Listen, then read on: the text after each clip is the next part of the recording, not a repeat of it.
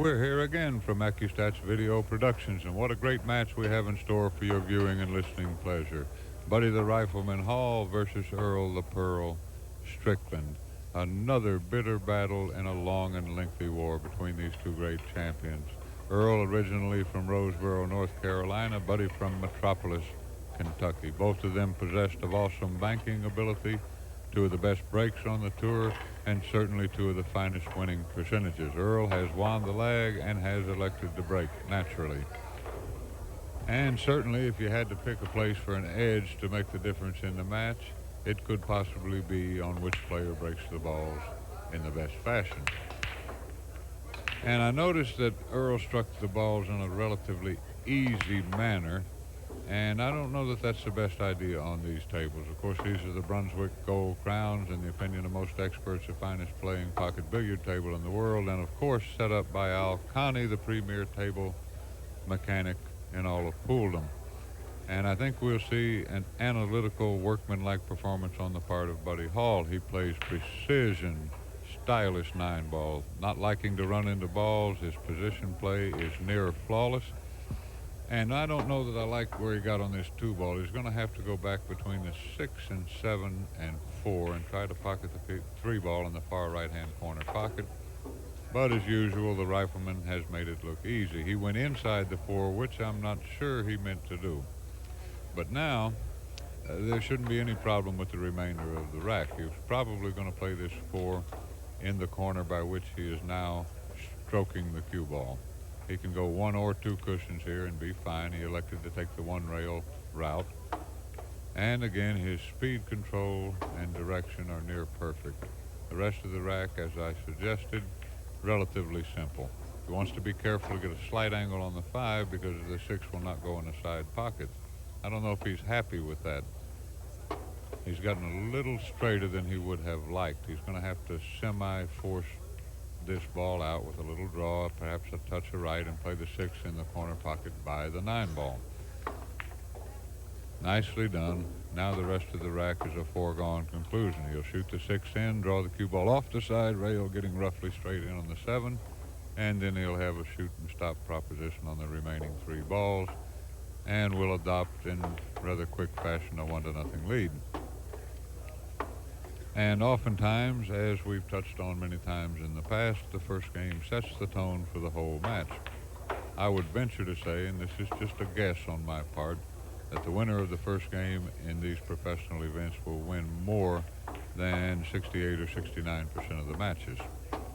And Buddy's kept a little angle on the 9-ball, not wanting to shoot the 9 across the long part of the bottom rail. Now he'll hit this in with high English, just a touch of right, and float down very nicely for the 9. And he makes it look so easy. The big guy from Kentucky, when he's in stroke, is a pure pleasure to watch. He's almost like a 9-ball machine. And for Buddy Hall, it is a 1-0 lead. And here comes my erstwhile associate, longtime companion, Bill Incardona. And Bill, step in here to what could possibly be a part of pool history. This is Buddy Hall and Earl Strickland, I do believe. Is that right? And that is correct. Who has the early lead in this match? It's 1-0 Buddy Hall, and he ran the balls very methodically, not even coming close to getting out of line. And that's the Buddy Hall of old, the one we know and love so well. Okay, well, it looks like that Buddy Hall has come to play. Now, he ran into a stubborn Alan Hopkins in his last match, who he was defeated in that match. I believe it was 11 games to 8, wasn't it? Yes, it was. And Buddy was outbroken by Alan Hopkins. Alan broke the balls a little better than Buddy. You know, I practiced with Buddy last night, and he mentioned to me that he didn't know if he was going to miss a ball, but he certainly didn't feel like he was ever going to miss. And I looked for him to beat Alan Hopkins in the earlier match today, but unfortunately it didn't work out well for Buddy. But I'm not taking anything away from Buddy's game. He feels very confident in the way he's playing, and I think he's going to display some of that confidence during this match. Did you ever see Friendly Persuasion? I've heard the song.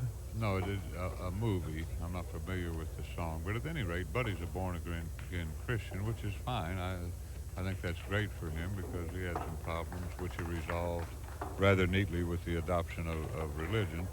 But in that movie, Gary Cooper, who was a Quaker, said to an offensive person, he said, "Friend, I wouldn't harm thee for the world, but thee is standing where I am about to shoot." And that got the guy off his property and where he wasn't out of hand anymore. Now, Buddy, with his newfound religion, I think that's great. And I'm not saying that any of Buddy's opponents would put the rack to him, but let's say that an accident could happen. They could roll off by accident. I think he should occasionally check the rack. Well, I agree with that. I think that you should check the rack because the balls could roll off, and you certainly want a tight rack, especially if you intend on making a ball on the break. The balls must be tight to give you a better chance of pocketing balls on the break. Or to put it another way, at this level, at this stage of a major event, I don't believe it's possible to defeat the modern-day leading players without checking the rack. I know of no more charitable way to phrase it. And Buddy is, he's making it look easy right now. And I've always enjoyed watching him play. Everything the proper speed, the correct angles. Longtime friend of Eddie Taylor, considered by many to be the greatest all-around player in the history of the sport. And this rack should pose no problem. He's got a couple of choices. He can draw this or he can go 2 cushions. Personally, I don't believe the angle to draw it's there. He has a fairly severe angle and suggested that when he ran into the 9. He's going to get hooked here, Grady. Now, this is something that's definitely uncharacteristic of the way Buddy Hall plays. I mean, there was no reason why he should have came anywhere near that 9 ball. It just suggests to me that his concentration was broken a little there. Well, he cut the 7 thinner than he meant to. And I believe he's going to have to 3-rail this ball. Now, he could go 1 cushion, but I think the 3-rail route is slightly better. I think the probability of him pocketing the 8 ball is much more likely if he would go 3 rails. And, of course, going 3 rails, he would make the 8 ball a slightly larger ball. Now, he's electing to go 1 rail behind the 9. He's going to draw the ball here. He has to draw it to have a chance to make it. He might actually make this shot if he shorts. No, he has to watch he doesn't hit the 9, because when he draws the ball, it'll come sharply off that cushion. And that's what he's done. He struck the 9. Now, he's made 2 errors in succession here, and that's something you very rarely see him do. Yeah, Buddy kind of, he shot hastily on that 7 ball, and I don't know, he kind of one-stroked it, and I don't know as I've ever seen Buddy do that. Certainly for Earl Strickland, he's got to be very happy to receive that good an opportunity when it looked, for all intents and purposes, that it was going to be a 2-0 Buddy Hall lead. Now, you have to be real careful. Earl Strickland, you know, is an explosive player. He was Player of the Year 3 times in his career so far. And as of late, he hasn't really been playing up to that type of potential that he has. But at any time, he's liable to break out and explode. And when that happens, I don't agree with you, Billy. I had a little talk with Earl, and he informed me that he was playing just as well as when he was Player of the Year. It's just that the quality of play out here on the tour has improved.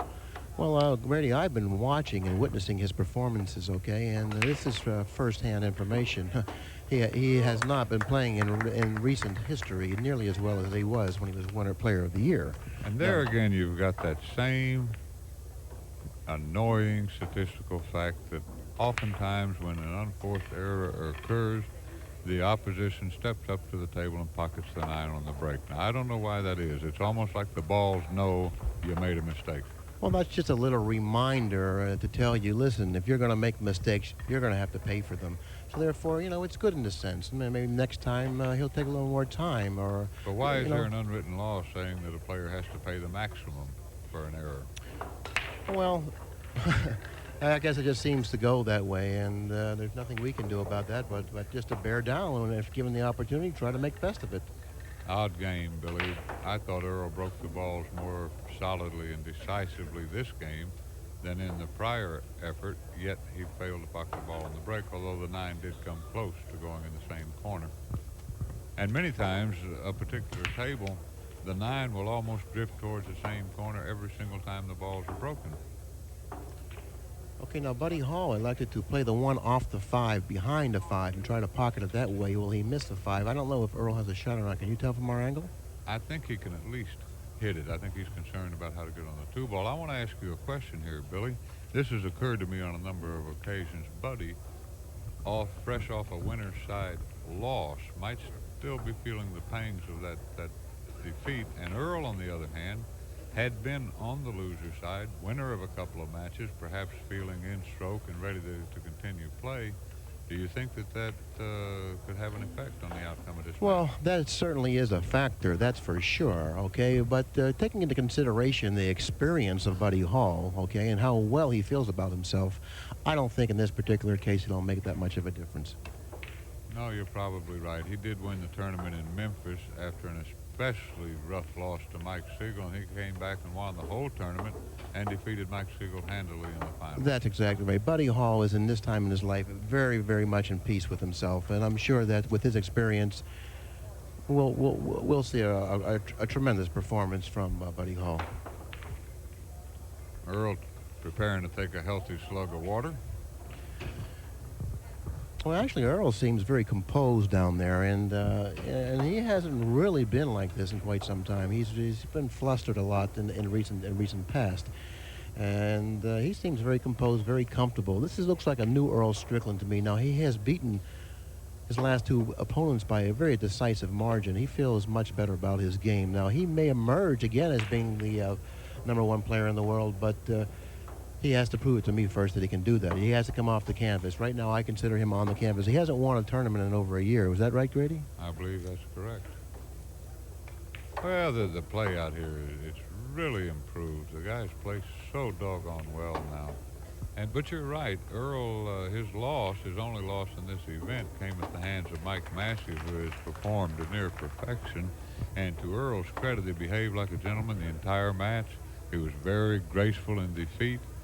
Of course, it was clear in that one particular match that Mike deserved to win the match, but I think that bodes well for Earl. I believe happy people play better. I don't know how you feel about That's exactly right. Happy people just feel better about themselves, and naturally, you know as well as anyone, when you feel good about yourself, you just do things better. It doesn't matter what it is, you just feel better and you do things better. Do you remember in Memphis when Earl came in pre-game time and gave you and me about a 30-minute speech? Well, he got up there and never made a ball. You recall that?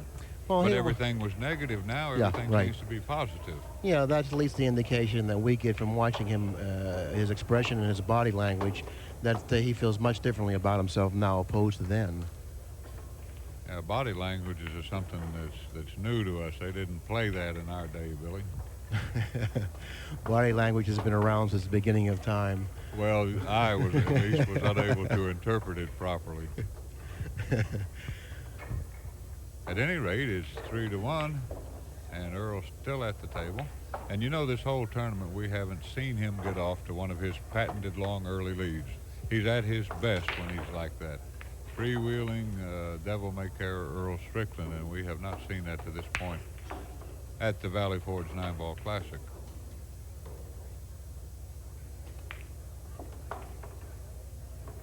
Now, Earl, I think, is completely happy with where he's breaking the balls from. I don't think we're going to see him change position unless he just gets 2 or 3 terrible breaks. Okay, now keep one thing in mind.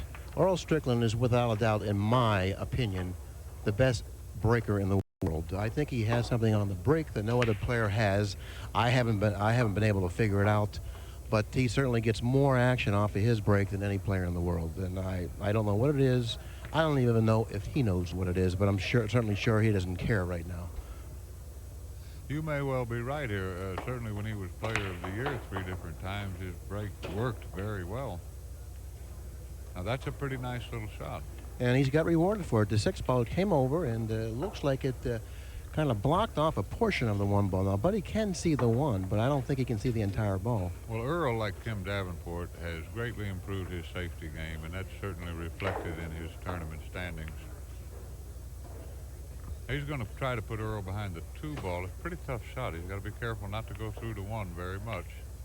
No, I think he's letting the cue ball, he has let it get away from him slightly, and I believe Earl no, I don't think he can see the 1 ball. He's going to have to do something a little extra here. He's going to either have to go indirectly between the 3-6 and back of the 1. If he can, in fact, do that, I don't know. Buddy made a nice shot there. He played, actually, a 2-cushion billiard into the 2 ball, realizing he had a lot of area in which to snooker Earl, namely the 2, 3, and 6 balls. Okay, now Earl has kicked and hit the one ball successfully. Now he's in the road here. I can't see if Buddy has a shot. Okay, now Buddy has something that may look like some type of a shot. It's workable, but I don't know what he's going to choose to do. He can bank the one ball right back. He can possibly cut the 1 into the 5. In doing that, he's going to run into possibly the 8 or the 9. And he certainly doesn't like to run into the balls, does he, Grady? No, but he's not at all averse to shooting a table-length bank. We've seen him come with many such a shot. He may play the 3-ball combination here. It's hard to tell what he's doing. I think the 1 goes right into the 5. That was a nice shot.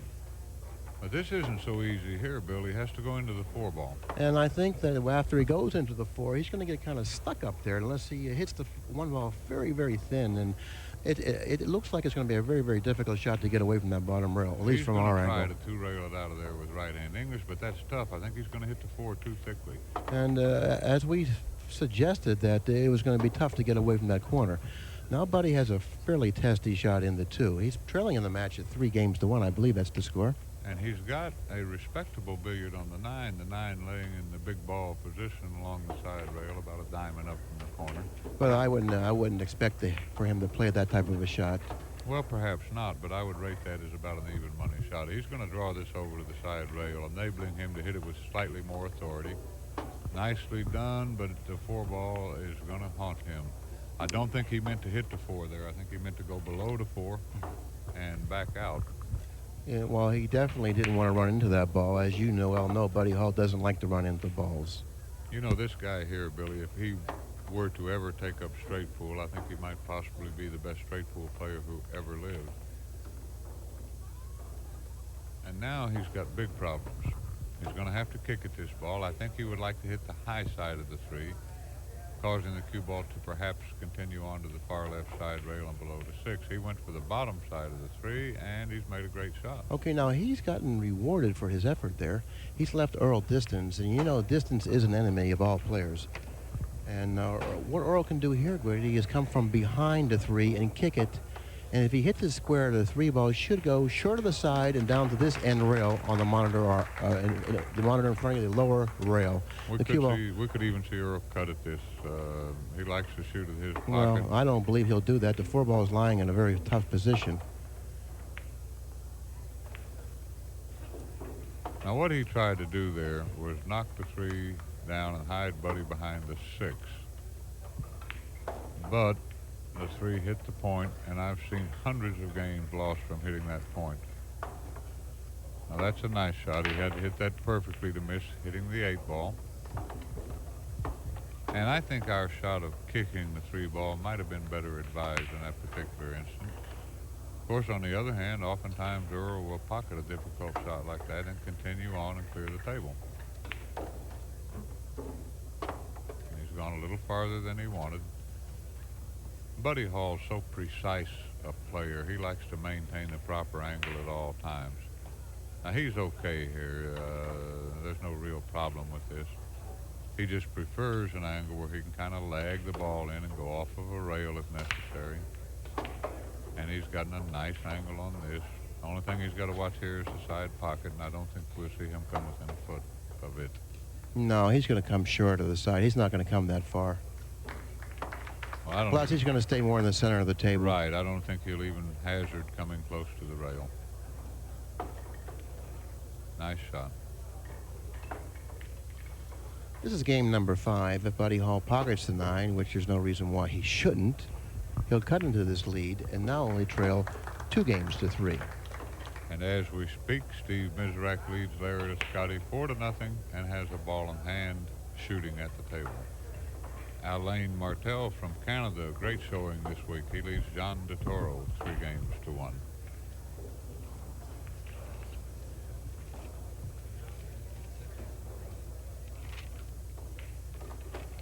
All right, Buddy's changing his break position slightly. Let's see what happens here. He breaks very well from this position. And I like the side break myself. I think it's conducive to pocketing balls and getting a shot on the lowest numbered ball.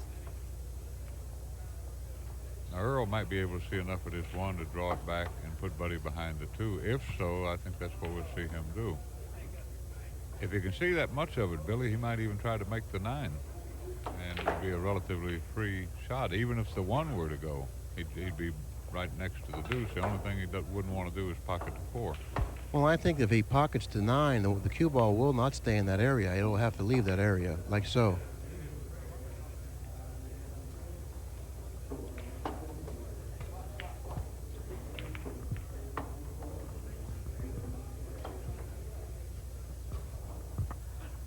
I don't know if I like the way he shot that or not. Well, he's ended up with a stiff on the 2. What I mean by a stiff, I don't think it's makeable. What's he going to do here? Cut the 3 into the deuce easy? Oh, he banked at it. I didn't realize he had Well, I it to guess an it angle. was makeable, yeah, and he's banked at the ball successfully cross-side. And I mentioned at the outset of this particular telecast, Bill, that these 2 players are possessed each of uncanny banking skills. And certainly at 9 ball, that's a nice feature to have in your arsenal. If you can come with the bank, with confidence, with authority, it's debilitating, disheartening to your opponent, and certainly it'll win a lot of matches and games. Not to say tournaments. That's for sure, Grady. And Earl has carelessly mispocketed the 4 ball, and things like that really upset Earl. And this is going to be his first test. Can he shake this off? Well, he's got to. He can't afford to have a poor attitude against the great Buddy Hall. And for Buddy, I know he's absolutely delighted to have a ball hanging up in the hole. Although this isn't the easiest shot in the world. The 9 ball could come into play here. If he hits the 6 here, he might have a problem here. Well, he got away with it. Okay, he certainly has gotten away with it, but he flirted with danger running into the 6. I'm certainly sure he didn't try to run into that 6, but sometimes things like that are unavoidable. Now he's got a nice little angle to just kind of force, not punch draw this over to the side rail and pocket the 6 in the corner by the 9. Main thing, make the 5 here, and he's done so very nicely.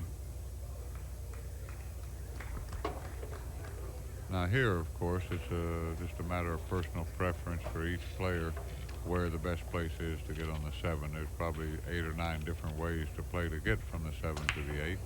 Buddy, I suspect, will shoot the 8 along the long rail.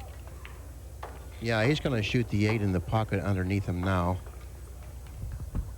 I think that's the highest percentage play available to him. We can't see the exact lay of the 7, but I believe that's what he'll elect to do. He'll pull it up 3 or 4 inches like so. Now he's got a nice angle. All he has to do is make the 8. He doesn't even have to come back to the end rail. He can stay anywhere in there. He'll probably hit this with a touch of left English, maybe a just below center ball, and just kind of punch the ball off the side rail. The most important thing he had on his mind there was getting by the point on the side pocket. And he successfully hit the ball into the hole, and looks like he's going to tie this match up at 3 games apiece, Grady. Yes, and I was very surprised to see that unforced error on the part of Earl Strickland. That was a pretty simple shot. He had the whole other end of the table in which to obtain decent position on the 5 ball, and he pretty much just got careless, Billy. Yes, he did.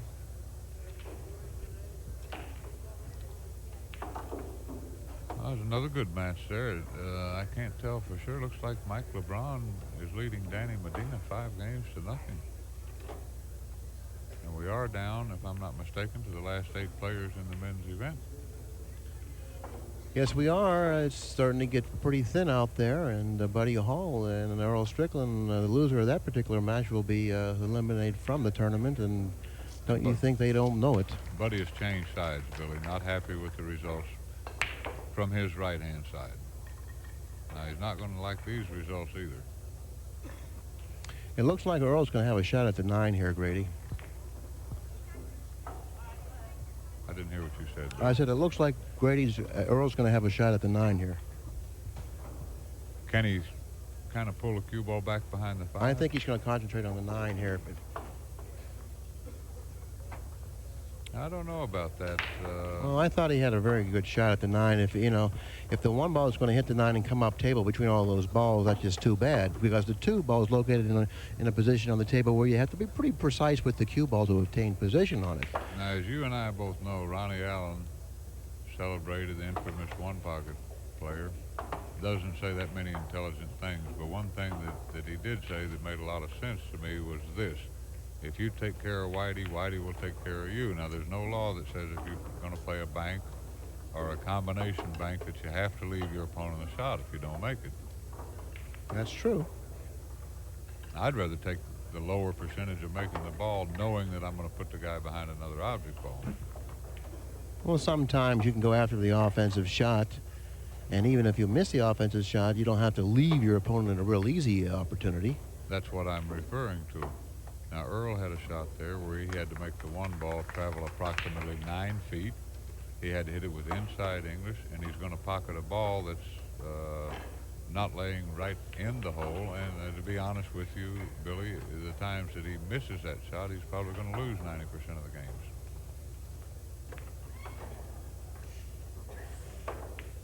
Nice shot. That's one of the hardest shots in pool. And I don't know that he's gotten very, very good here. He can't draw the ball much. He goes into the 9. I don't think he's a little too straight to go 3 cushions around. He's going to have to go twice back and forth across the table, if I'm not mistaken. Being careful not to put much draw or right-hand English. That's the right way to do it. Now, I don't know if he's got room to draw this out 2 cushions or whether he'll go off at a 7. He's going to, yeah, like, it looks like he's going to draw 2 cushions, but he has to make sure he doesn't let the cue ball get away from him here. Right. But this also... And I believe he struck it a little bit too hard, Grady. He has allowed the cue ball to get away from him here. He'll probably make this shot, but he's not happy with that position. He's either got to completely kill this ball with loads of inside left English, or he's got to go twice across the table with a little bit less left English. Tough shot either way. He's got to play to overcut this slightly. I think he's going to go to the 2 cushions.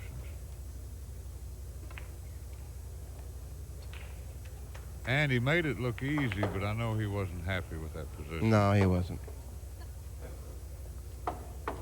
Buddy playing a good bit faster than I've seen him in recent events, too. Got a nice angle to get on the 8 here. This should be no problem. He came up off that ball slightly, but he pocketed the ball nevertheless. Well, players as great as Earl Strickland and Buddy Hall, Billy, they're going to get away with raising up on the ball sometimes. Buddy not noted for that. He pretty much stays down on the ball, follows through nicely. And at any rate, he takes a 4-3 lead. All of this stemming from the unexpected unforced error on the part of Earl Strickland. That's right. Instead of the score being 4-2 Earl, it is now 4-3 Buddy.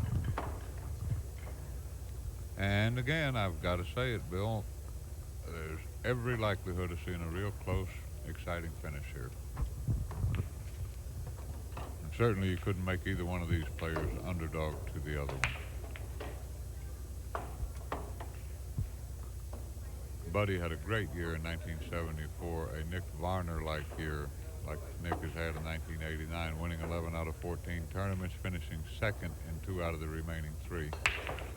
Now, Buddy really crushed those balls, stopping the cue ball pretty much in the middle of the table, and didn't even come close to making a ball on the break.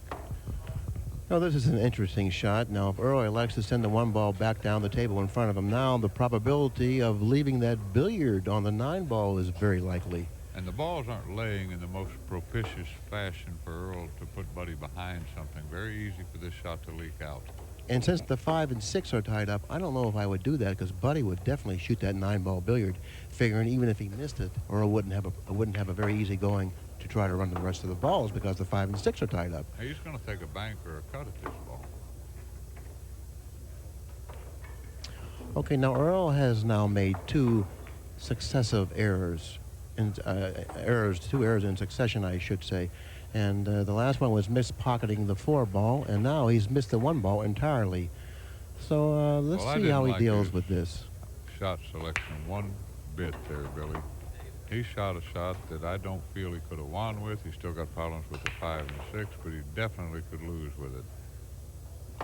I wouldn't be surprised to see, well, I was going to say I wouldn't be surprised to see Buddy play the 2-9 combination or position for it. What I feel Buddy will do now is play position on a 3 to go into the 5 and 6 right here, considering the 4 is parked fairly near that corner pocket. He's going to probably just come off that rail slightly, just like so, and he'll, from the 3, he'll try to go into the 5 and 6 off with the cue ball here. Well, certainly that has to be a little better percentage than trying to do it off the 4. That would take a perfect angle. Here, at least the worst that could happen to him, provided he does run into the 5 and 6 ball, is if the cue ball ends up on the rail. Nice shot. Oh, well, I'll tell you what, he really got unfortunate for that to happen. That certainly wasn't an injustice as well as he hit that ball, Grady. It sure was. That wasn't lying correctly for a possible scratch or to be hung up in the corner like he is. And do you think the 5's too far out for us to see Buddy's buddy? Well, I know one thing, that the 4 ball appears to be frozen on that rail up there, and I'm sure Earl's going to inform Buddy that it is frozen. Now, as far as Buddy's going into his little sack and bringing out his buddy, which is called Buddy's buddy, and that is his jump cue, I don't know if he'll do that or not. I'm really not that adversed on the jump cue, Grady. I mean, can you think he can execute that type of a shot from this? I think it's too hard from that distance, hung up in the corner. He's going to try to mass save this ball. Now, he's got a chance to get a safety, even if he doesn't make it. Okay, well, he's made the 7 ball in the right-hand corner pocket off of the attempt to hit the 4. He hit the 4 successfully, and then he caromed off of the 4 into the 7. And the 7 went in the right-hand corner pocket. Now he's confronted with a decision. He can either play safe and try to put him behind the 8 here, or he can go cross-side. He knocked the 4 over by the 6. Buddy waited momentarily for fetching Linda Haywood to finish her shot. I think the safety's better than the bank here. He's going to put himself behind the 8, Grady. And this certainly is something that Earl wanted to see happen, and what a big swing this could be. I'm very surprised to see that, Billy. You'd never, very seldom anyway, see Buddy Hall make that kind of unforced error. Especially when he had an option there. He could have played a safety, but he elected to go for the shot, and it wasn't an easy shot. So therefore, if he elected to go for the shot... Well, to take a very difficult shot with a good possibility of getting snookered is the worst kind of percentage. If he elected to go for the shot, considering it was a difficult shot, surely you would think he could get position. Okay, now he's locked 2 balls in this game, and this is really going to rattle Earl. Well, Earl is shaking his head, although in all fairness, I must say I've seen Earl do the same thing 40 or 50 different times. And as they say in pooldom, the same thing that'll make you laugh will make you cry.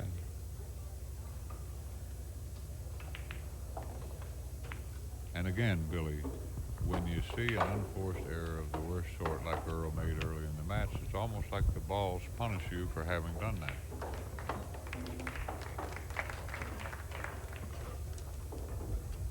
At any rate, we're going to be looking at 5 to 2. Am I correct in that? 5 to 3. 5 to 3, excuse me. Of course, there's a big difference between 5 to 3 and 4 apiece. Buddy got a little lucky twice there. Well, you know, Buddy has run off 5 consecutive games. I do believe he has. Or at least 4 consecutive games. 4. It was 3 to 1 when he started his current. He's run off 4 consecutive games, and in this last game, he ratted in 2 balls to win that game. And the game prior to that, Earl missed the... No, not the game prior to that. Earl missed a 4 ball, which allowed Buddy to win the next 2 games, and then now this one. Well, Earl had 2 excellent opportunities this game. The first came when he banked the 1 at the 9. The second occurring when he took an extreme cut at the 1 ball. Now, I thought for sure that Buddy was going to get a shot off of that break. I just figured the way things were going for him right now, he was going to get a shot off the break, but he didn't get a shot, and now he has a decision. Well, whatever happens on subsequent breaks, and what has happened on past ones, Earl Strickland has effectively stopped the corner ball from flying in. And I think we're going to see Buddy push out here. I don't see any other reasonable alternative.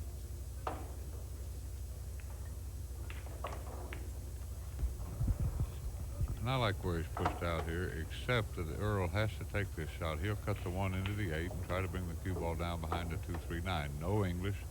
If anything, just a hair of inside. Well, he hit it too thin. Well, he hit it very thin. You know, he had a lot of protection on that shot.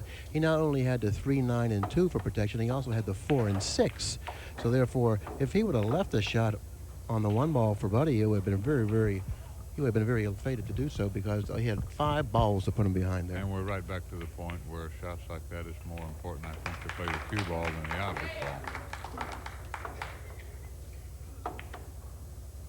Buddy hit that a little thicker than he meant to, and sure enough, the 1 is leaked out. Now, Earl may play the 9 here. Well, he may play the 9, but I don't know if I would play the 9 here.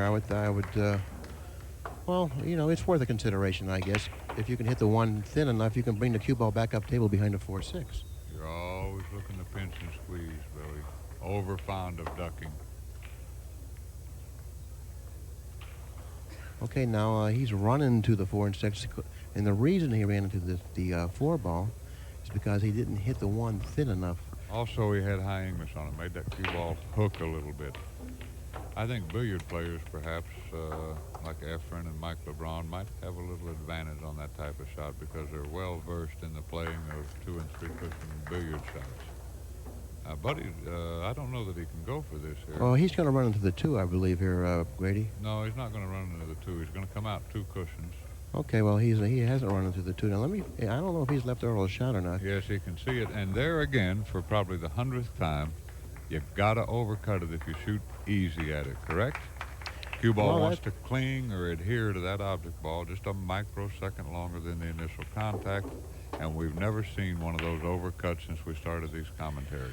Well, that's a very interesting point that you brought up. Anytime you're cutting a ball at a very, very slow speed, it's best that you try to overcut the ball slightly, because if anything, the ball will undercut at the speed that you hit it with. And if you hit it with a slow speed. Let's talk about a matter of inches. I know what works best for me, and not that I'm making any claims to great play.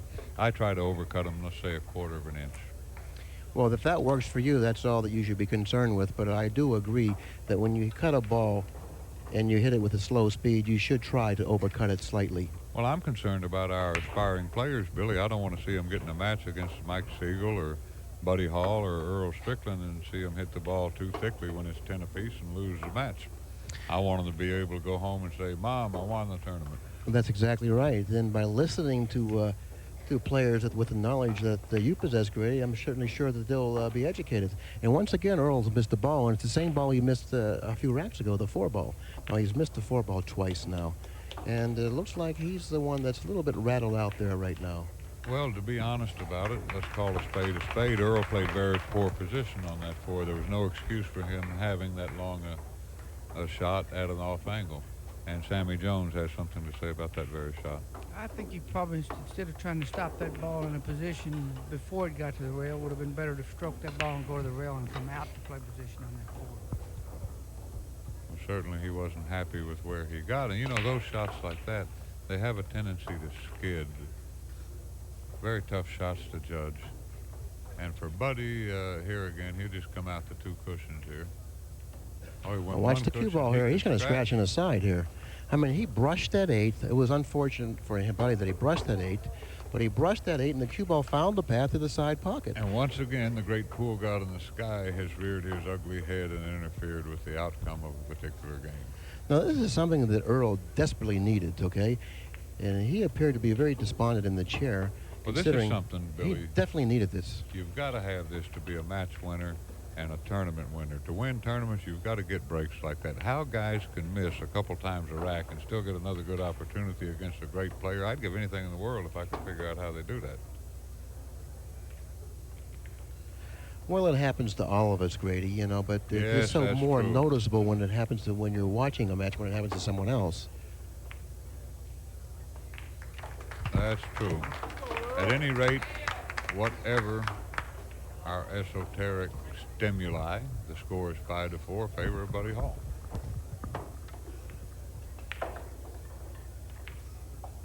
And Earl has been breaking the balls respectably well, and let's see if he assumes the same position. Yes, he is.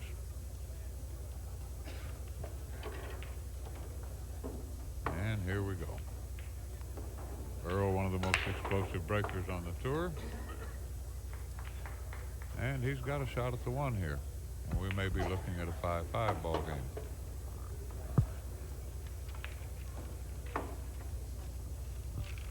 Got a nice angle on this ball. Shouldn't have any trouble. I think he's going to come out 2 cushions. Might be a little better than hitting it 1 rail. More natural at any rate.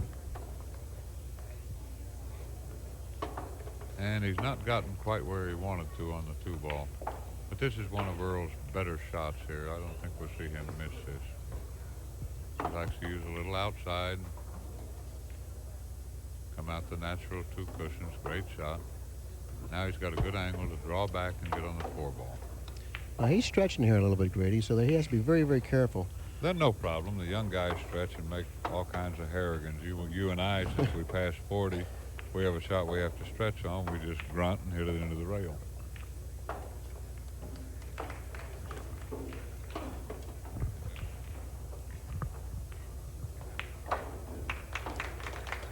If the 6 goes in the side, there's no problem with these remaining 4 balls. If not, very nicely done. He went all the way over to the side rail, allowing him to hit it with a little more authority. Well, the reason, exactly, and another reason why he went to the side rail, oh, he almost missed the 6. And another reason why he went to the side rail and back out is because it's so much easier to judge the speed of the cue ball, and you're always going to be on the right side of the 6 ball when you come back out the other way. Very well stated. And Earl looks like he might have the high-speed wobbles. He's lucky that 6 didn't hang up. He ran a complete rack that time with no chalk. He didn't chalk up. That's amazing. Bakersfield Bob used to practice that way with no chalk, and he was an amazing shot maker, and I have to chalk up every shot. Okay, the match is all knotted up, Grady, at 5 games apiece. Now we're going into the second half of the match.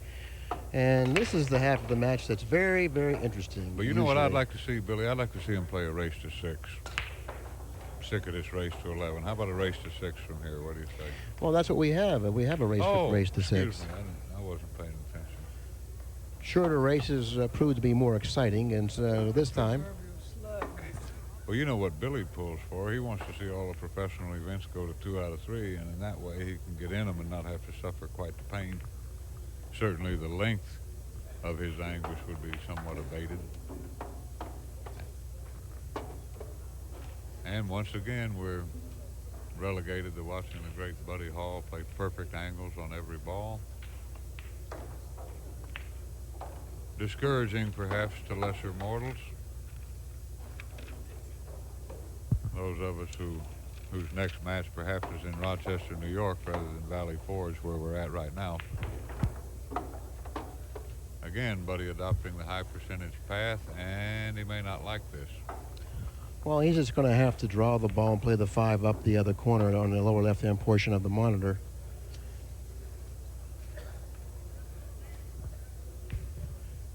Might go rail first here. That'll lengthen it out slightly. Try to stay underneath the 9, like so. Well done. I think we're going to see him play the 6 almost. He's going to shoot this and not try to do anything fancy. If he gets off the rail an inch or so, he'll be tickled to death. Have a good shot on the 6 in the corner, like so. And again, he can follow this, punch it forward. He can come out of there 2 cushions. He can do about what he wants here. I think he's going to agonize over this. And well, I think he's just going to follow this ball very slightly, maybe another 3 or 4 inches or so. I think he's got a bad angle there. Well, no, he didn't. He could have went to the. I thought he was a little straighter in on that ball. Yes, so did I. He had a little better angle than we suspected. And the rest of this rack should be pure child's play for the Rifleman. Almost a shoot and stop proposition. Well, I see him going 2 rails around the 9 here. Always looking to go the easiest route, hitting it with the natural speed. And Billy likes that. You just don't like your men to take too many chances, Billy, do you? Well, I don't mind the players I have to take chances. I just think that if there's something natural available, why not take it? And we might as well talk about your incantations while we're at it. If you have a wager on a particular player and he's performing poorly, you go into almost a liturgy, a sing-song lilt, if you will, a whine that could be likened to that of a jet engine, and that pure drivel, that sniveling will often pull in the day. Yes, it's so common amongst gamblers to share that type of a feeling, you know. You're like and a football. you're certainly different than anyone else in that respect. I don't snivel and whine like you do. You're like a football bettor who takes a nap and he wakes up 15 minutes after the game has started and he's 10 points down. He feels like that happened because he wasn't on the job. I mean, football bettors are sicker than pool players by a long shot. And again, that infinitesimal hundredth of an inch saved Buddy from going in the side. Okay, it's game number 12 at this time. Buddy Hall leads in the match 6-5. He pocketed a ball on the break, but it doesn't look like he has much of a shot. He's going to knock the 1 between the 4 and 8, playing the cue ball behind the 2, 3, 5. Yeah, that seems to be the ideal shot available. Touch of right English, just above center ball, a natural high percentage snooker. Naturally, he's not envious of having Earl Strickland approach the table with a good shot. I don't even think he needs any English in this shot. I think he wants to get really, really closer to the 2 ball.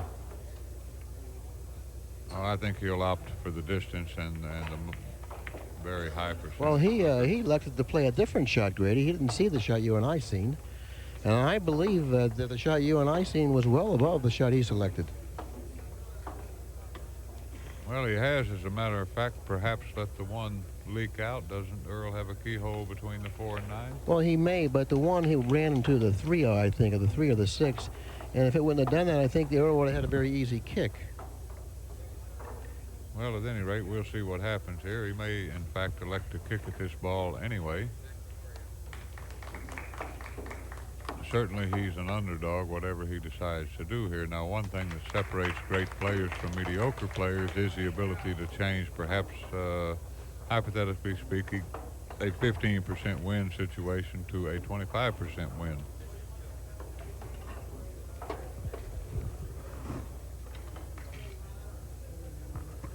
Earl not at all happy. In all probability, this is going to be a 7-5 Buddy Hall advantage. But he's still got a few problems with this rack. The 3, most noticeably. He's going to have to play a combination on the 6 or come down below the 3. Neither of which especially cheerful to Buddy Hall, who plays such a precise position.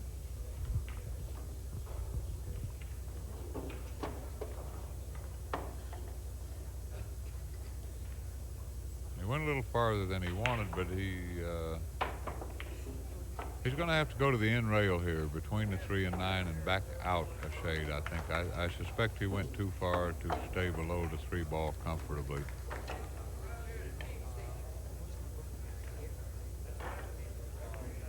High ball, maybe just a touch of inside.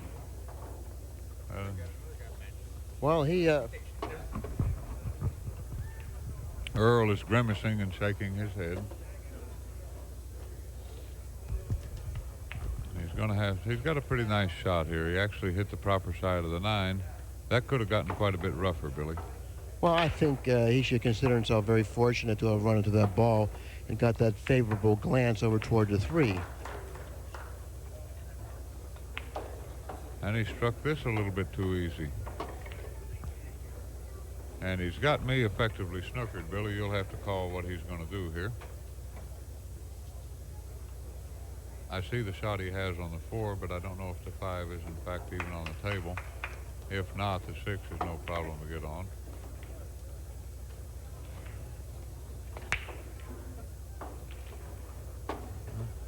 He's gotten a little bit of a situation here.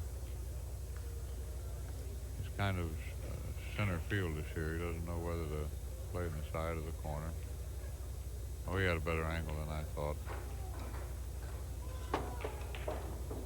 And he shouldn't have any problem with the rest of this rack. He just doesn't want to stay on the rail there. He can play the 8 in the corner or the side.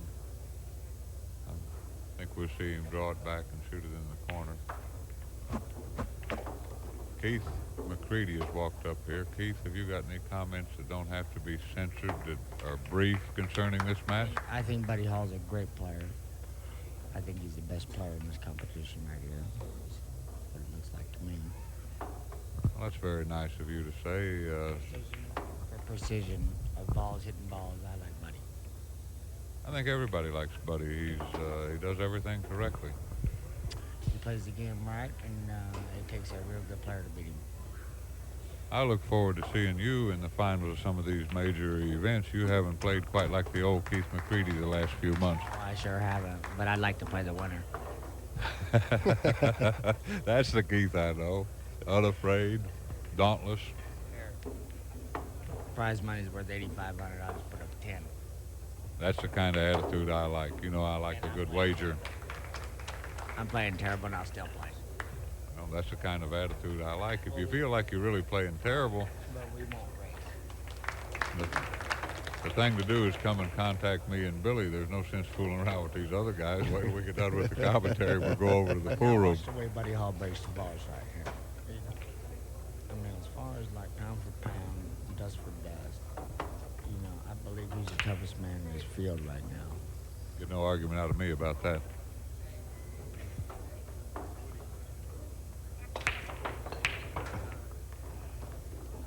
Okay, now Buddy's broken the balls extremely well. Unfortunately, he hasn't pocketed a ball on the break. Now I believe Earl Strickland is going to have a fairly difficult shot in cutting the one ball in, but I venture to say that Earl Strickland will definitely go after the pocket here. There's one thing about Buddy Hall and Earl Strickland. Earl is a very open player, where Buddy is a Dubra player. Earl's got to get very lucky to beat Buddy, in my opinion. Oh, I wouldn't say that. Earl is a great player. I would venture to say this, though, fellas. This might be Earl's last hurrah if he makes an unforced error here. I think he's got to get out here, stay in the match. And Keith, you know, you and I have been good friends for a long time, but since you came up here in the booth, it smells like a distillery. Distillery? Well, That's where they make liquor. Okay, now he wants to get close to when the you six get ball knocked here. out of a pool tournament, and you got to watch these lobsters play. You have to watch these lobsters play. Now, that'll go down for posterity, I'm sure. He's made a pretty nice shot there. He certainly did, and he's located the cue ball in just an ideal position. After pocketing the six, the cue ball should then come off the rail slightly. You know, to Earl's credit, Billy, Excuse me, the seven, that is. He hasn't become flustered by two or three peculiar things that happened. Well, last game, Keith, you weren't here. Buddy lucked in two balls and got out on him, and he didn't let it bother him. Looks like to me Earl's playing awful loose. That was the end of game number 13. Now Earl Strickland only trails in the match 6-7.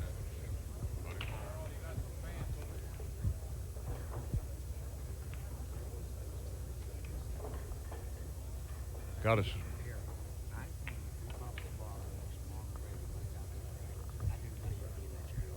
All right, Keith has predicted that if Earl pops the ball in the break and gets out here, Buddy will be reposing in the chair for a lengthy period of time. And I have got to say, Billy, I've enjoyed watching the gals this week. I always like their attitude. You enjoy watching the girls every week, Grady. Well, when you reach a certain age and you're unable to function properly and satisfy. Well, he didn't make anything on the break. And the ball is the only problem here. I've been noticing that Earl hasn't really been making very many balls on the break, and that's what's been stopping him, you know, other than the two missed balls. Did you see what he did there, Billy? He went back to that easy break. He started the match off that way, and he didn't pocket anything. I don't think that's Earl Strickland, not the Earl that we know. Well, he's got to hit him with power. That's the Earl Strickland that we know.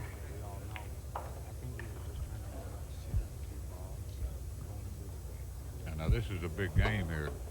If Buddy gets out here, it's 8-6 instead of a possible 7-7 tie. In fact, this game could decide the match here. Not that Earl's out of it.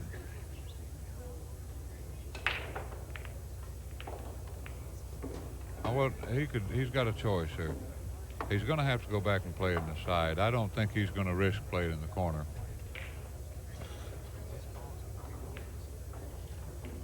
He's going to go back and play it in the side, if I'm not mistaken.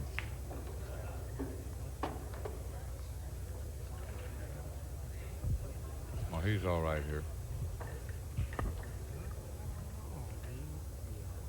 Mike LeBron just defeated Danny Medina 11 games to 7, and he advances in the tournament. And now Danny Medina is eliminated.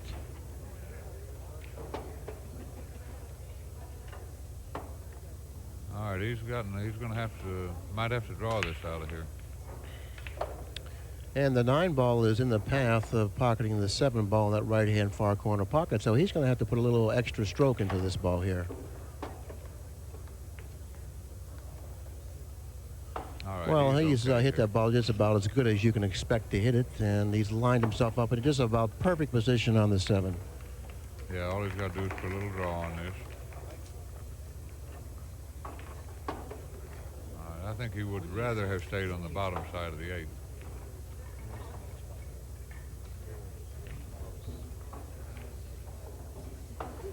Well, there's no question about it. These two players are of equal ability just about, and I think that either player could possibly win this match, but right now it appears that Buddy Hall has the edge and a slight control in the match. Now, he was a little straighter in than I thought, and he went for the position route that afforded him the highest percentage of getting a decent shot on the 9. He'll shoot this just a little more than pocket speed. And he takes an 8-6 lead. Okay, Buddy Hall is leading in the match 8-6, and it's getting kind of late. So, Well, there's no tomorrows in the losers bracket. The loser of this match will be eliminated from this star-studded field, and it'll be on to bigger and better days. Now let's see how Buddy breaks the balls. He's been breaking very well this match. He's back out halfway between the spot and the side rail.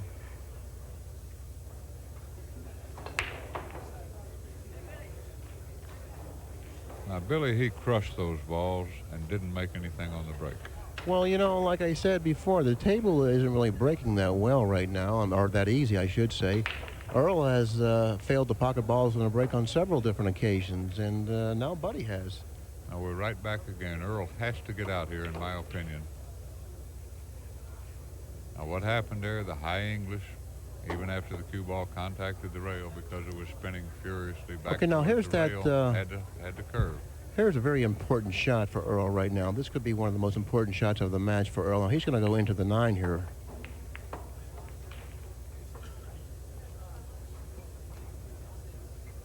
Well, it looks like he tried to play the 9-ball billiard. It wasn't as difficult of a shot as it may appear. The 9 ball was slightly off the rail, which made it very, very makeable. He hit it rather poorly and left it in front of the pocket. Now the 5 ball is hanging in the corner pocket. Very important shot for Buddy Hall. I thought he shot a little too quickly on the 1 ball. That wasn't an easy position shot. The 2 ball looks like it's going to rest him back at the 3 here, Grady. Fortunately for Earl, that's exactly what had happened. Buddy might be able to see the right-hand side of the 2. I can't tell from here. From this vantage point, there's no way to tell. No, you're right. And if he can see the right-hand side of the 2 ball, possibly he might be able to see enough of it to drag the cue ball behind the 6-4. Doesn't look like he's kicking at this ball, so that's probably what he's doing, is playing a safety. No, I think he's let it get away yes, from he him. certainly has. He certainly has. And it looks like I don't think the billiard's available here. I think he has to go for the run out. But for Earl, he should be very happy that this match hasn't been put away. I think Buddy has pretty much outplayed Earl to this point in the match, and the score could easily have been a 4 or 5 game deficit. Okay, he has a choice. He can play the combination, or he can elect to run the balls here. He's playing the combination, I believe. And we've talked again and again about that. I just don't like that in that particular kind of situation. Well, he played the cue ball at the same time, and I think that's what cost him the accuracy on the shot. I believe that by playing a cue ball a little bit, he cheated himself out of the necessary concentration that he needed to make the shot. 3 in the side, up the table for the 4, the 6, the 7, the 8, the 9 was hanging in the pocket. I'd venture to say that a player of Earl's talents could do that a good 90% of the time. Probably more like 96, 97%.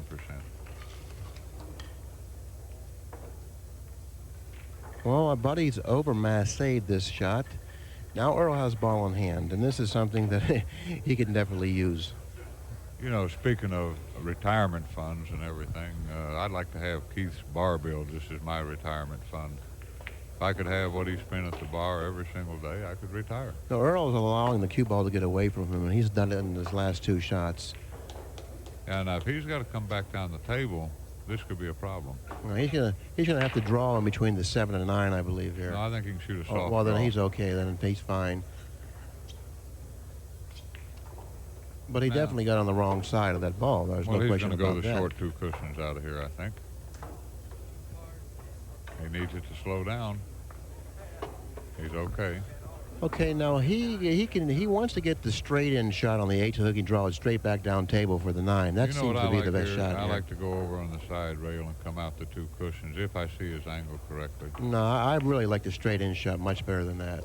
Well, see, Are you talking about this shot This here? shot right here. Okay, well this is okay, but he still can miss this ball here. I like him to draw. I like to get the straight in shot and draw it back. You know, the accuracy of this shot is ensured. Okay, that's a pretty good shot. And who knows what's right. Certainly you can't fault the way he played the remaining few balls of this rack. Okay, that's game number 15. Now all of a sudden there's only a 1-game difference in the match at 8-7 in favor of Buddy Hall.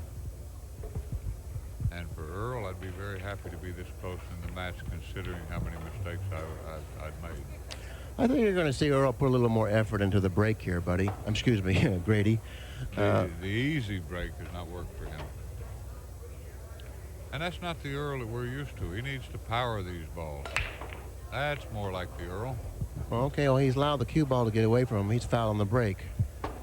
And did he pocket a ball on the break? I don't believe he has. Well, I don't know if Buddy has a reasonable path. The 6-7 block him shooting the 1 in the pocket that's not blocked by the 2 ball. And that's true. This is a very interesting layout here to see what he does with it. Pat, you got a snooker. If the bank went, that would be the right shot. Now what's he going to? He's going to go into draw. the 2 No, he's here. going to draw behind the 2, in between the 2 and the 8 with the cue ball. That's what he's going to do here. Well, I think he's shooting at this. No, well, he may be shooting at it. You're right. Well, I got to say that's beautiful. And with a very, very fine touch, he made that ball. He made a great, great shot.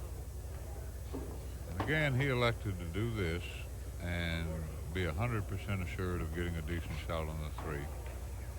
Also, he's got a nice angle to stay below the 4 where it won't be any problem playing position on the 5 in the side pocket. Again, he'll shoot this just more to pocket speed, touch a draw. Nicely done. Now he's going to draw the cue ball between the 7 and 9. And the rest of this rack should be real simple for a player of Buddy's capabilities.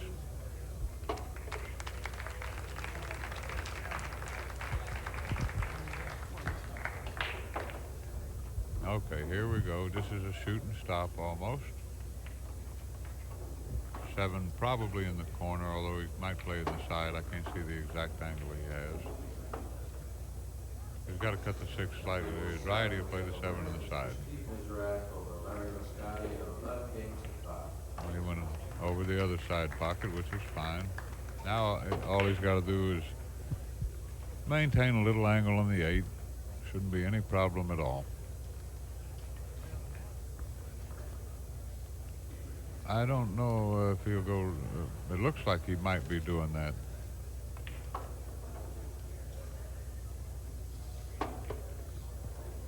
Now, I think the right shot here is to play the 9 in the corner.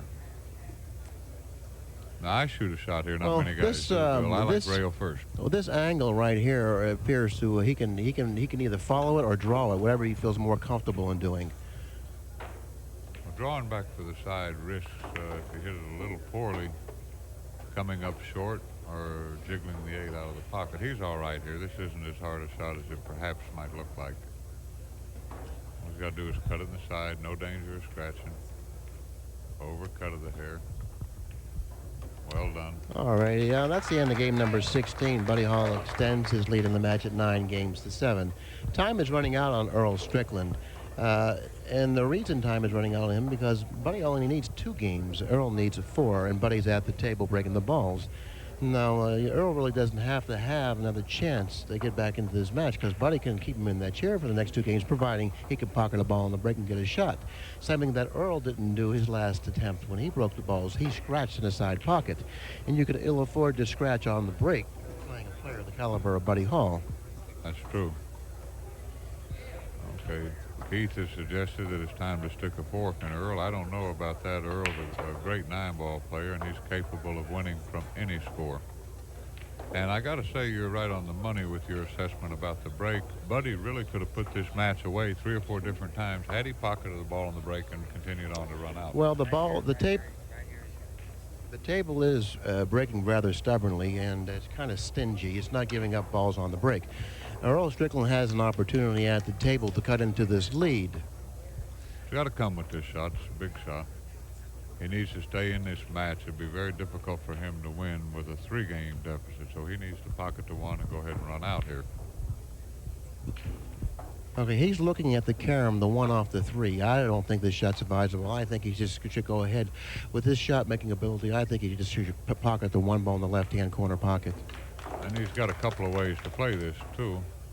He could come 2 rails or 3 rails and get a shot on the 2 ball. I liked the 3-rail route myself. Tell you what, he's gotten in a tough spot here. I don't think he can bank this. To cut it is fraught with peril. Well, he's gotten himself in a very difficult situation here, Grady. He could put Buddy behind the 8. Whether he'll do that, I don't know. That's the right shot. That's exactly what he has done. And fetching Mary Kennison has passed our vantage point, which delights Bill Cardone and myself. We're watching Earl and Buddy Hall. Mary, and you're doing well in the ladies event, are you not? Still undefeated? So far, yeah. And who's your next opponent? Well, I think that was Earl's last hurrah. He just missed the 2 ball straight in the side pocket. He's trailing in the match 9-7. Now he's given Buddy Hall an excellent opportunity to close him out. I don't see any problem with Buddy Hall running the balls on the table. And Earl seems to be very, very discontented with himself.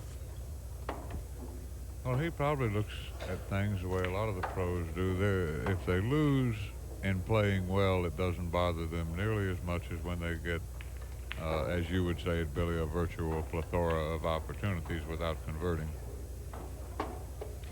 Well, he certainly hasn't played very well in this match. He's missed a lot of balls.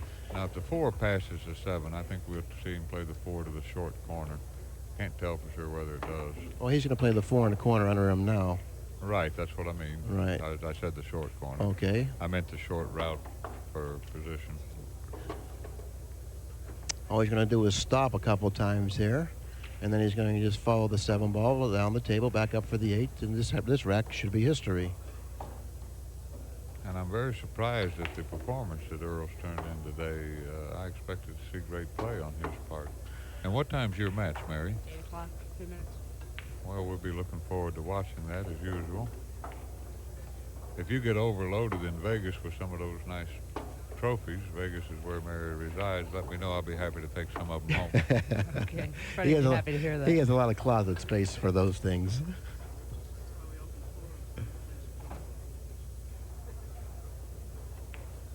And if you're in Las Vegas, be sure to stop and see Mary at the Q-topia.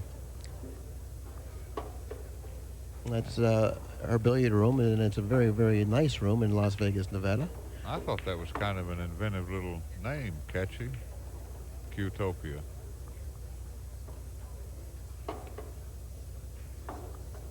And it looks like it's going to be a 10-7 Buddy Hall advantage.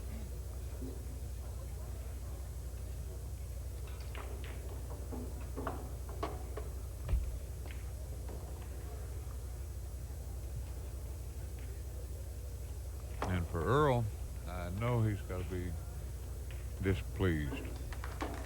He's had, in the latter half of this match, especially after the match was tied up at 5 games apiece, he has not taken advantage of 4 or 5 relatively easy runouts. Now he's just got to hope he gets back to the table. And given Buddy's performance in this match, that could be very unlikely.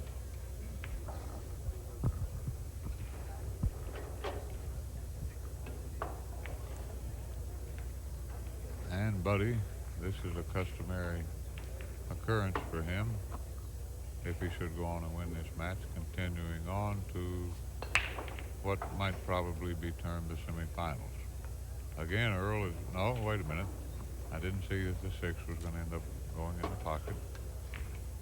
Okay, let's see what Buddy has available right now, all right? Well, he can bank the 1. Into the 9, possibly, even pocket the 9. He's got the 5, 7, and 3 balls in which to put the cue ball, possibly. He could thin the 1 ball and come down the table, but that presents a scratch possibility. I like your shot of going into the 9. He's got an excellent chance of having a snooker should he not make it. He's looking at hitting the right side of the 1, however. This is a very reasonable safety, too. He'll come all the way down the table, 2 cushions. Oh, he went 1 cushion. Okay, now he's going to leave Earl the shot that he had. Now, Earl can put him behind that wall of balls over there on the left-hand side of the table. Earl can put him behind that wall of balls, and if he does, I think, well, Earl's elected to do something rather other than that also. Well, Earl's let him see the 1. No, I don't really feel that that's the correct way of playing that particular shot. If Earl's gotten away with it, he should consider himself quite fortunate. Well, this is a rough shot. Even if Buddy can see the 1 enough to make it, getting on the 2 ball is a horse of a different color.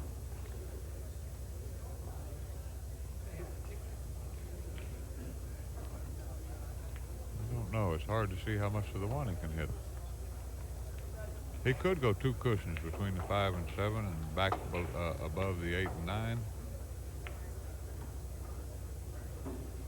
Well, he played a safety.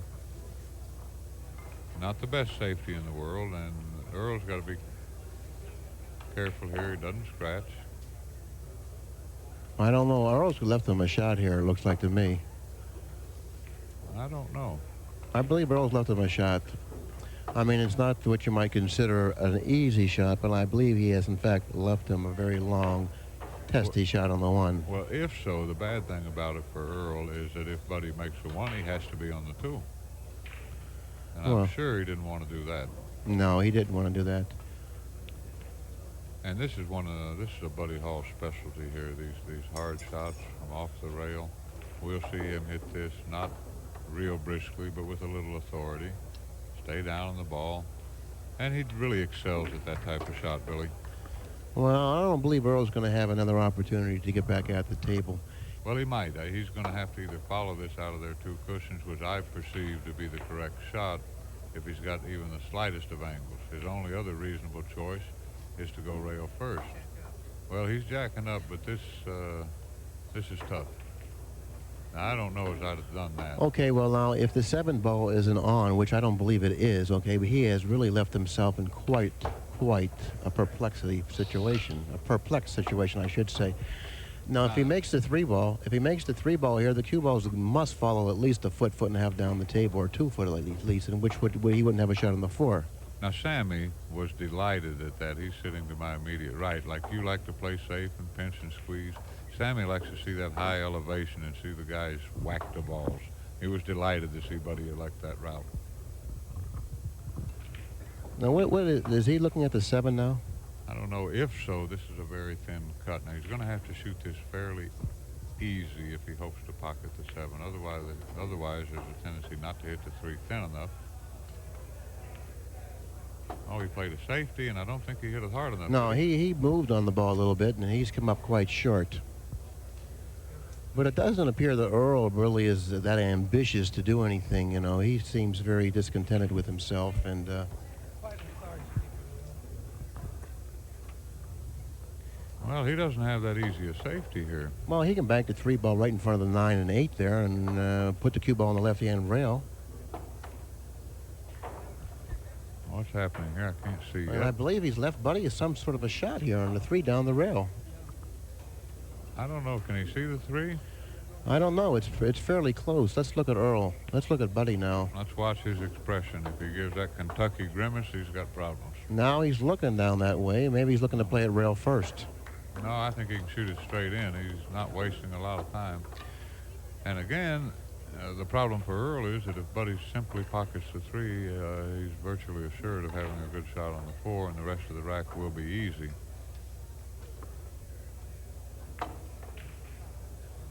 And I think, boys, that we can call this one a wrap, barring something highly unlikely. That's disgusting how the big guy from Kentucky stays down and follows through on those kind of shots. I mean, I could give Billy the rest of his life to come with that hard a shot, having to lag it and not worry about anything. And this match is over.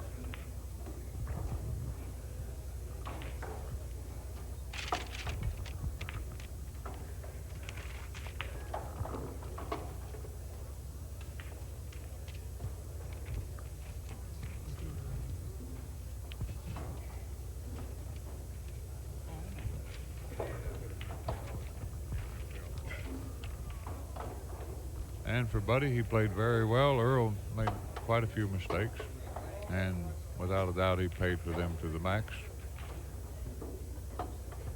And only the 8 and 9 remain to chalk up another victory in the long storied career of Buddy the Rifleman Hall. Well, it looks like Buddy's going to win this match, 11 games to 7, Grady. And Buddy certainly played extremely well during the match. Earl, on the other hand, iffy, you know, so. We'll get Buddy up here momentarily and discuss with him how he feels about his next match and how really he felt about his performance in this match.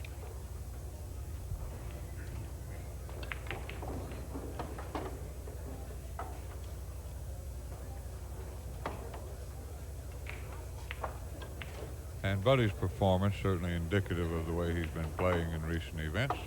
Yes, Buddy, it we're is. proud of you. You stayed down on a lot of shots. You played well. We liked your high percentage play. Any comments about your chances to win this event? Well, I don't know about winning it. I'm gonna just do the best I can. I feel pretty good about my game. I'm not really discouraged about how I'm playing. I could have played a little better when I played Allen, but I feel like I'm playing all right. I've got a shot. Well, let me ask you. You've I'm always sorry, go got a ahead. shot. Go ahead, Bill. You know, I didn't have the opportunity to watch that match between you and Allen. You weren't happy with your performance against Allen? I didn't feel like I played real well. I made 2 or 3 key mistakes. Well, how many mistakes did you make during that match, in your I don't know, estimation? 2 or 3. Well, if you only make 2 or 3 mistakes, I think that's well enough to beat anyone in the world. What do you think, Grady? I've said often that a 2-mistake match will win matches and a lot of tournament titles. The only thing beats is errorless pool or a 1-mistake match. Well, that certainly is words of confidence to say, well, I didn't think I played well. I made 2 or 3 mistakes. So if that's any indication of how you really feel going into your next match, I expect to see you make less than 2 or 3 mistakes then. No, really. No, you're definitely one of the favorite players out there on the tour today. You know, at least Grady and my favorite player, you know. And your next match is against who? I don't know. You I don't know know yet. Do you care? Well, not really. I got to play one of them anyway. Well, let me ask you another question, buddy. Earl Strickland, how do you feel he played out there tonight? I don't think he played his game. I don't think he played his speed at all. I think he played under his speed. He's, like I said yesterday, he's a little down on himself, and he really punishes himself when he makes a mistake. If he just needs a little bit of confidence, he'll be right back there. You know, I feel the same way as you do. You know, coming into this match, Earl came up with 2 real good matches. He defeated Jim Rimpey handily, I mean, very easily. And then I think the match prior to that, he defeated, who was it that he defeated in that match? Grady? I don't remember, but we thought he was coming back to life. Yeah, perhaps. we thought that perhaps he might be at the top of his game once again. And, you know, back in '85, '86, when he was Player of the Year, I mean, he was just about unbeatable. And I'm sure you know how that feeling is. But he really didn't play to that speed here tonight. But fortunately for you, you played pretty damn good. Excuse me, Pat. I played decent.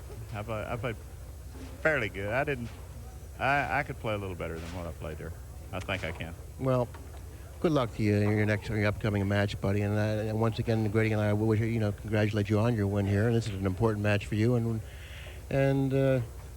We like to see you in the winner's circle because I appreciate you couldn't it. happen to a better person. I appreciate it. I know you do, and I thank you. And thanks a lot. All right, buddy. Thanks for coming up, buddy. It's always refreshing to hear the comments of the Rifleman. A lot of knowledge in that grizzled mind, isn't there? There certainly is. And, he comes up on occasion and does some of the commentary with us. And to have him sitting next to us sharing his insights with us and also with our viewers is really something that you can't afford to miss out on, because when a player of the caliber of Buddy Hall is willing to share his knowledge with the viewers and us, that's really great, Well, why don't you remind our listeners how many champions actually do the commentary in grand fashion, enabling aspiring players to gain a bit of knowledge here and there. Well, Nick Varner, Danny DiLiberto, Buddy Hall, etc. And of course, the yourself. special You're a guests that we have knowledgeable up man. here, including yourself, Grady Mathews, Danny DiLiberto, Nick Varner, Mike Siegel, For the Buddy Hall. absolute steal price of $24. And they can obtain those tapes by calling this toll-free number. and there's only one person that knows that number here in the booth. And it is 1-800-828-0397. Okay, Grady, it was a pleasure once again working with you. And what's the next match coming up, Pat, that we're going to be doing? I think it's Davenport Hopkins. Well, it may be Davenport Hopkins. There are two of the four remaining undefeated players in the tournament. It will be Davenport Hopkins, and that figures to be a very close and exciting match. So does the other one, Carter Massey. I'm excited for both of those guys. Yeah, let's not underplay the Carter Massey match, because Mike Massey is playing probably as well as anybody in the world right now, especially off of his last 3 or 4 performances. He's played the greatest players in the world. I don't think any of them have got past 6. And Jeff Carter, on the other hand, always kind of an unsung, not all that well-known type of player, but Jeff is a killer. He does everything right, got a great winning attitude, and he works very hard at his game. I know we'll see a great match He's there. definitely a student of the game, and as far as his attitude, you're 100% correct on that. He eats all the right foods, he gets the proper rest, he doesn't dissipate. He lives a very clean life, and he's a very intelligent person and a very knowledgeable. So there's no reason why Jeff can't be in the finals or win this tournament, considering, all the things he has going for him. Well, with that, shall we call it a wrap, and maybe we'll watch and see exactly what happens. Okay, we'll do that.